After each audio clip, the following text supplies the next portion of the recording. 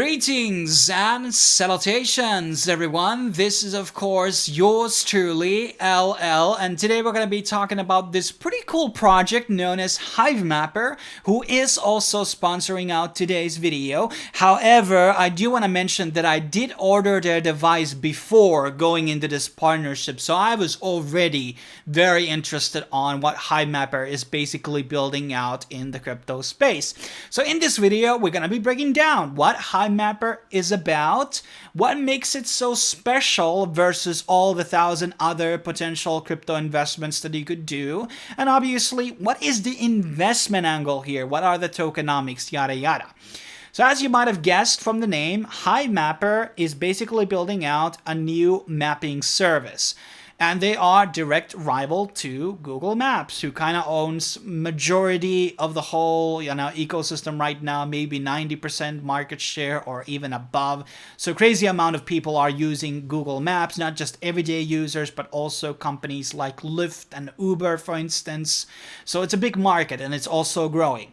So basically, Hivemapper has built out these dash cams, and you can put these on the front of your car. You can also put them top of your car, also on the side windows, and basically they scan out the cities that you're basically driving through. And when you go through these hexagons in the city, you are going to be paid in the honey token after the things have been validated. And also I think after like 90 days or something, the hexagon becomes available again, and then you can drive again through it and get another piece of honey. And then there's obviously certain cities which are going to be paying you a bit better amount of honey for the data you're going to be collecting, and then there's obviously going to be cities and rural areas which are going to be paying you a bit less.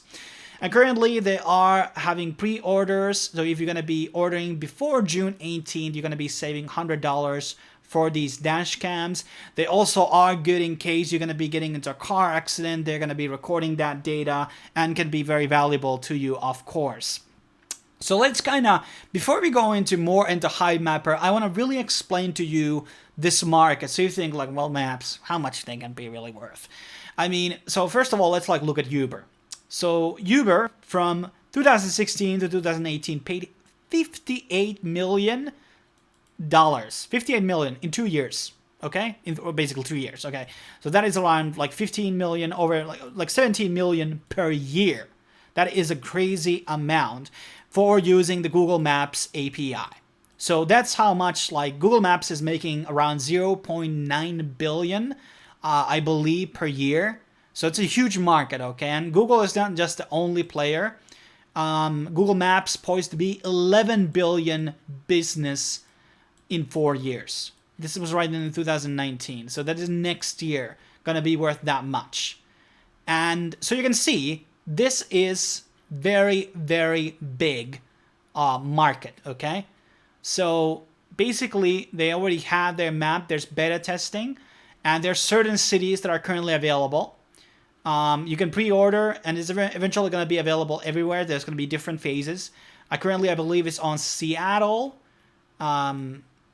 Minneapolis, and probably, I think, Boston, Dallas, and Los Angeles, I remember.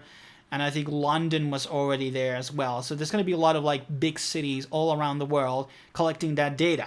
I also want to explain to you why Google is bad, outside from the obvious things, why Google Maps is bad. So 2 weeks ago, roughly, I was in Latvia, Riga. So people who are following me closely know that I was taking a day trip there, and I was like looking into every time I go travel, I always kind of look at the Google Maps to get the most recent look. Okay, this is where the restaurant is, this is where the shopping mall is, this is where the museum is, etc. You want to know these stuff before you go into there, because it's easier to navigate once you're there, especially when they're taxi drivers and stuff like that. You're on a new ground.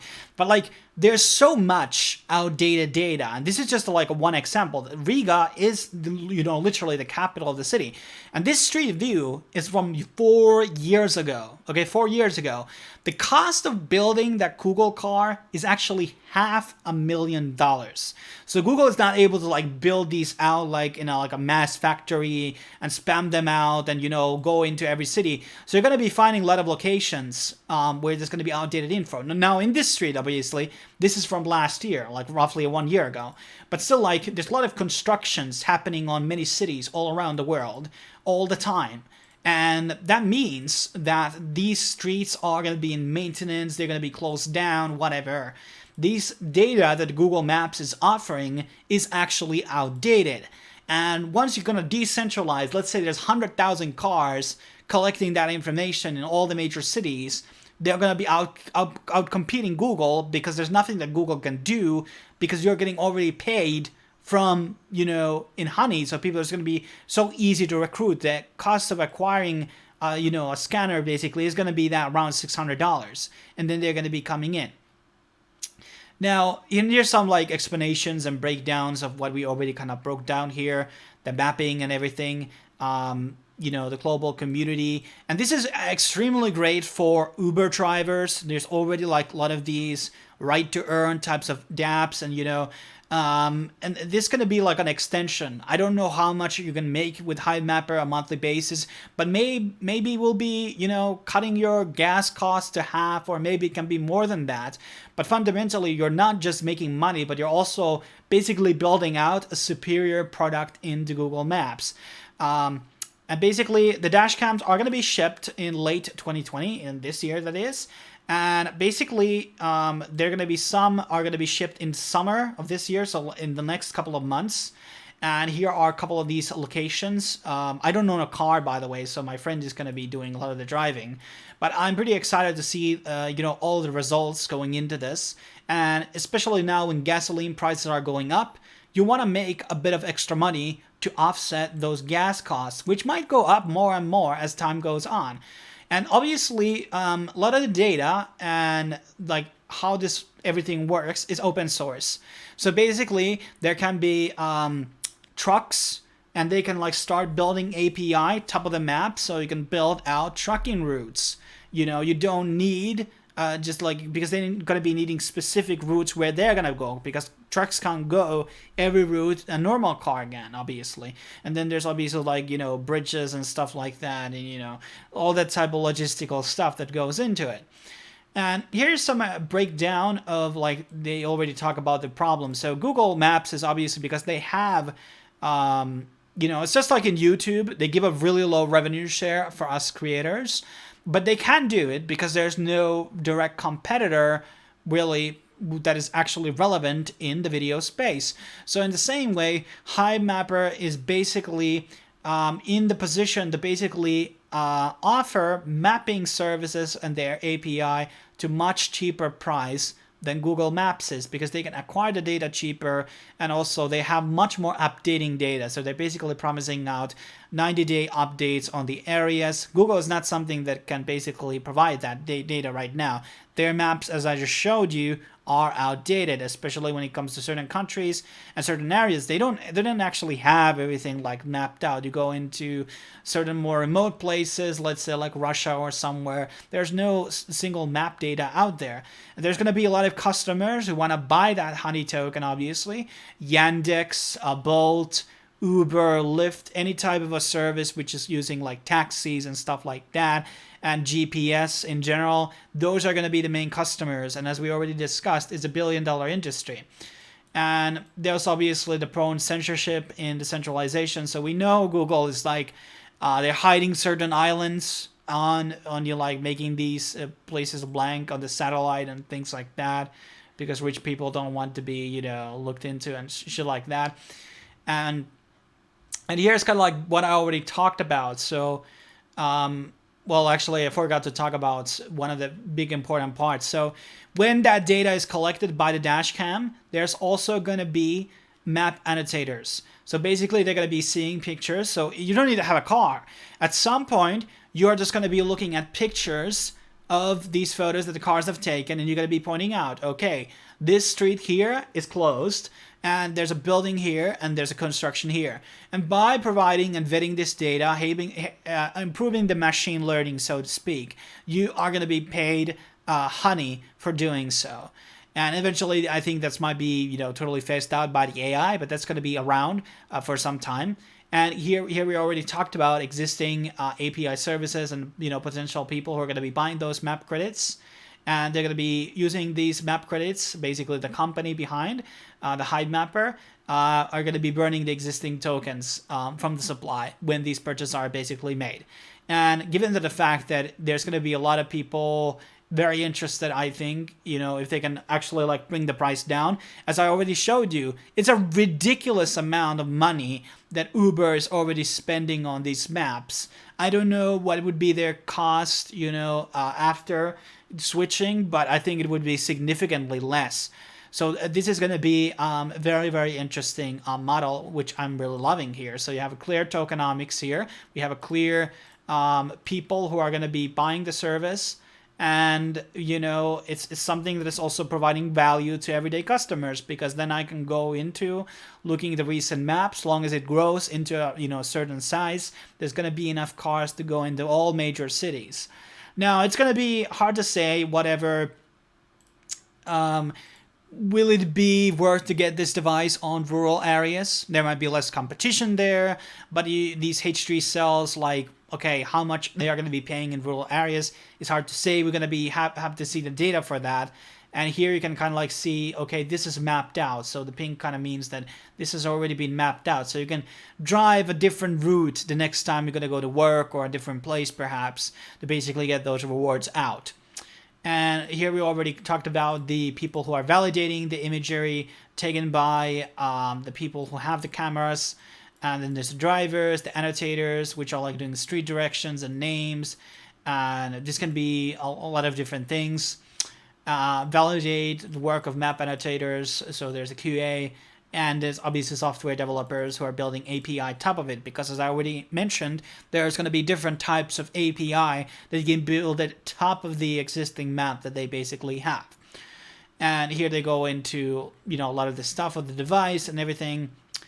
And we're going to go more into the device and everything in a future video. I just want to kind of broke down the project here more so, and what everything is basically. We already kind of touched on that. And there's upcoming milestones. Also, here is the reward system, which is currently ongoing. So currently, this is the phase that we are on. Rewards are paid in cash. Time frame is active. Testnet Alpha is going to be also paid in cash, and that's going to be happening this summer. And here are the cities that are being supported. So mostly US. Then we have Philippines here, London, KL, and Singapore.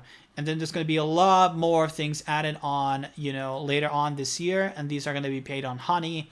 And they already had $18 million investment made by VCs.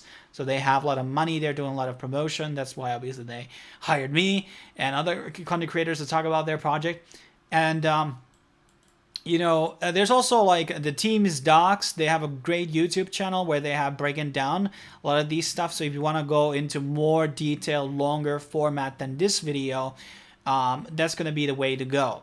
Now, what is my biggest fears about this project? So currently, this project is going to be launching on Solana. And Solana has congestion problems. And I've said that a million times before. And those congestion problems have caused Solana's price to go down. Luckily, I have already exited from Solana a long time ago, and right now I'm just kind of using it for NFTs. And the good thing is that it's not built at top of Solana's network, but I can see the fundamental problem if the validation is actually done on the blockchain. Maybe only the rewards and the tokens are on the blockchain. That's the way I've gathered so far based on my research. So I hope that they're going to be very open to the idea of migrating to another chain. Hub of IoT devices have been kind of Algorand recently. That could be a great opportunity. It could be technically Polygon too, something fast and something cheap.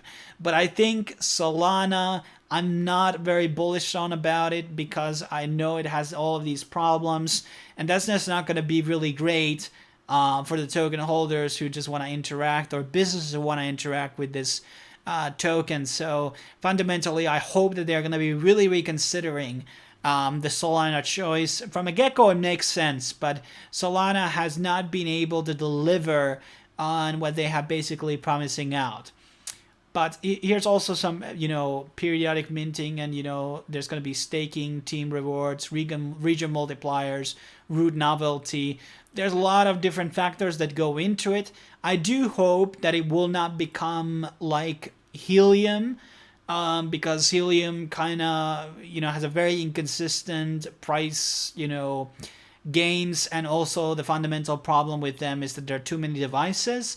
There's not going to be as many devices with Hivemapper as of right now, at least, because they're the only one that are manufacturing these devices.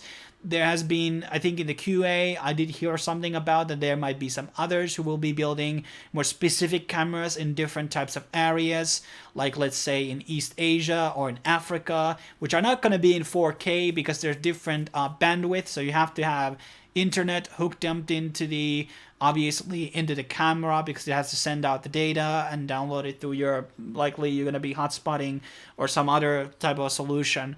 So there's probably going to be different types of cameras available in different regions who are going to be using the data a bit differently and more regional type of a thing. But overall, I am very, very interested on the project. I see a lot of potential on it. I only see the big problem here with the Solana thing, and also like, long as they can onboard a lot more projects in, I think there's going to be a lot more, Uber competitors and different types of things which are going to be utilizing the maps. Obviously, we have VR, your Pokemon Go's and etc. Like they could be basically using that data as well.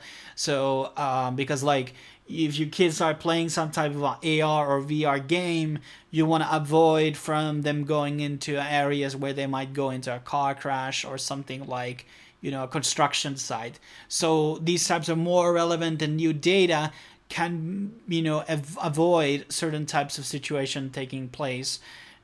Yeah. But basically, that's what I have to say about Hivemapper. As of right now, you can pre-order the device. The pre-order times are going to be a bit different based on the region you're going to be living. So if you're going to be one of the, let's say Los Angeles, you're going to be getting your device earlier.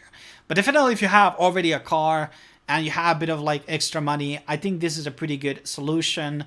And, obviously it's going to be offering that safety aspect to it as well, because it is also serving as a dash cam. So if you get into a crash accident, there's going to be data, a footage that you can be used in the court or whatever situation that may be. But thanks for watching. Stay tuned for an actual review of the device and the earnings and other parts about Hivemapper in the future, alongside with some other IoT projects, of course. Thanks for watching, and once again, thanks again to Hivemapper for sponsoring out this video. I will be seeing you next time on the next video. Cheers.